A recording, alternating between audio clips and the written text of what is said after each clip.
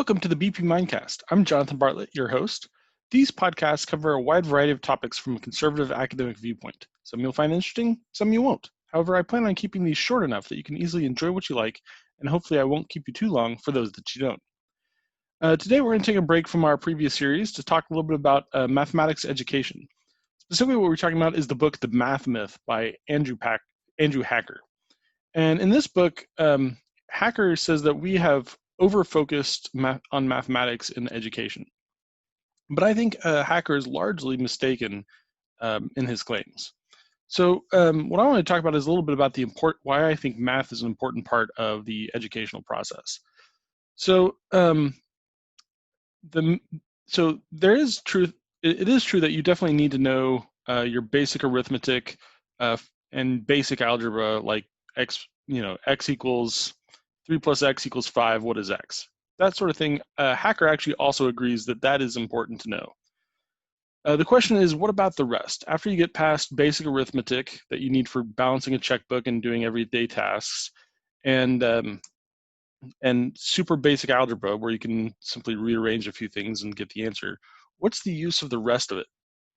And so while Hacker finds it important for as far as the history of our intellectual culture, he doesn't find it useful for the general populace to be aware, to be required to learn these things. So my argument for mathematics, because I agree with a lot of his points, as someone in the technology fields, I've never had a situation where my life depended on my ability to factor a large number or solve a complicated polynomial division equation. Nonetheless, the point of mathematics is to teach you how to think. It's to teach you logical thinking. And so now Hacker takes this claim and he's like, well, we can learn logical thinking from other ways. We can learn it from debates. We can learn it from doing mock trials, mock courtrooms, that sort of thing. And while I don't disagree with the importance of doing mock trials and mock courtrooms, that doesn't actually replace math, because what math does, math allows us to practice our reasoning skills using concrete examples, okay? Because in math, we have definite right and wrong answers, at least for the level of math that we do in high school and college. We have definite right and wrong answers, and therefore we can know when our reasoning skills are not working. And so math gives us the ability to practice our reasoning skills using concrete problems where the answers are known. And so we can tell if we got the right answer or not. And so that way in the future, when we have more fuzzy issues, when we have things that we're not quite so sure about, we can know that our reasoning skills are sufficient to accomplish the task, even if the answers are a little fuzzier. And so, so math gives us the valid confidence we need in our reasoning skills for the future when we have problems that are more fuzzy and less concrete than the mathematics.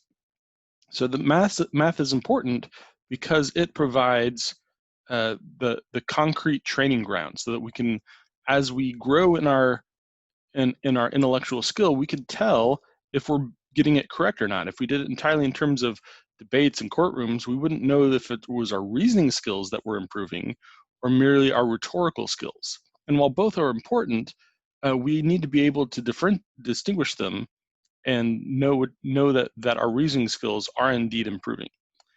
A lot of math, I mean, there's parts of math that you don't actually need, but just simply provide grist for this process. Now, the interesting thing is that one of the things that Hacker specifically argued against, which was kind of funny, was the teaching of logarithms and exponents, and thought that this was a useless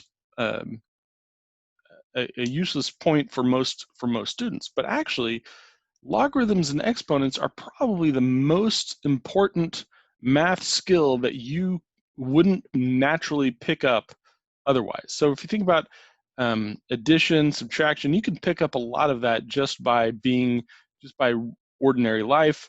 A lot of people wind up picking up some semblance of multiplication just by understanding that if I, you know, if I'm in a baseball game and I get 2 runs per inning, I'm going to wind up with 18 runs. So a lot of people get the basics of addition, subtraction, multiplication, and division just from basic life, but exponents are the one part of math that's super important, but you wouldn't find the results uh, in daily living. And the reason I say that is if you think about it, let's think about interest rates, right? Interest rates, what are those? Those are just exponents. A lot of scales that we use, a lot of the differences are logarithmic scales. And knowing the difference between logarithmic, linear, and exponential functions is actually hugely important for understanding all sorts of things that happen in science and actually in everyday life. So those things are actually, Hacker kind of hated on, but they were actually very important. I also say that some of the things that we do in math, while we don't utilize them directly, they actually provide a great analogous situation for other things that we do all the time. One of which is factoring numbers. So as I said, I've never had to factor a number for my job, even though it's a fairly technical job. It's never relied on me being able to factor numbers. But what factoring does is factoring teaches you to break something down into its base parts. So when you factor a lot of numbers, you recognize that, oh, these numbers are actually just composed of other numbers combined together. And so it helps you think about, well, how do I break this number down and rearrange it into other similar numbers, right? So if I have 9, that can be 3 times 3, it can be 9 times 1. If I have 12, it can be 4 times 3, it can be 2 times 2 times 3, or it can be 6 times 2. And so I can break this number down into all sorts of different combinations. And this actually comes in great use in almost any job, but basically any job that has processes, because we have to do this with processes all the time. We have to think about what are the components of our processes, how do we break them down, and are there ways that we can recombine them in more practical ways. In fact, in software development, we actually call this refactoring because it relies upon the same set of skills that you learned when factoring numbers. And in fact, I've noticed that the people who are best able to do this are people who have had the most math training, because they're used to thinking about things and tearing them down and reconstructing them in their minds. And so when it comes to doing it in software, it's not a big deal because they've already had the training and the practice, and their mind is used to doing it. So for all these reasons, I think that math education is important. I do think there's probably a few things in Algebra 2 that we could cut out. There are things in there are a few things in geometry and trig that we might be able to cut out. But overall, I think that the math education itself is probably covering about the right subjects. There are things that I certainly think we could do to teach math better. We can probably do a better job of helping students relate to the material. We can help them understand how this is going to help their reasoning skills. There's a lot of things that we can do better, but I don't think that I don't think that the math that we're learning is unimportant. I think it's important for a number of reasons, some of which is the math. I agree with Hacker that we shouldn't spend time training everyone on these arcane math subjects just because a few of them might become mathematicians. I think that would be kind of silly. But I do think that having I do think general knowledge of mathematics is helpful because it helps change the way that you see the world. And this is important for understanding what other people are doing. That's actually a lot of the reasons that we spend time in school, is to give us a background for what other people around us are doing and how their jobs work. Not so that we can do them necessarily, but just so that we have a feel for what sort of things are needed. So anyway, so for those reasons, I'm actually in favor of math. I actually think we could do more math, but I'm not going to push it. I actually think calculus is, if it is taught correctly, is actually very very reachable for the vast majority of students if it's taught correctly. In fact, I wrote my own book for calculus. If anyone wants to pick it up, it's called Calculus from the Ground Up, and it's available on Amazon.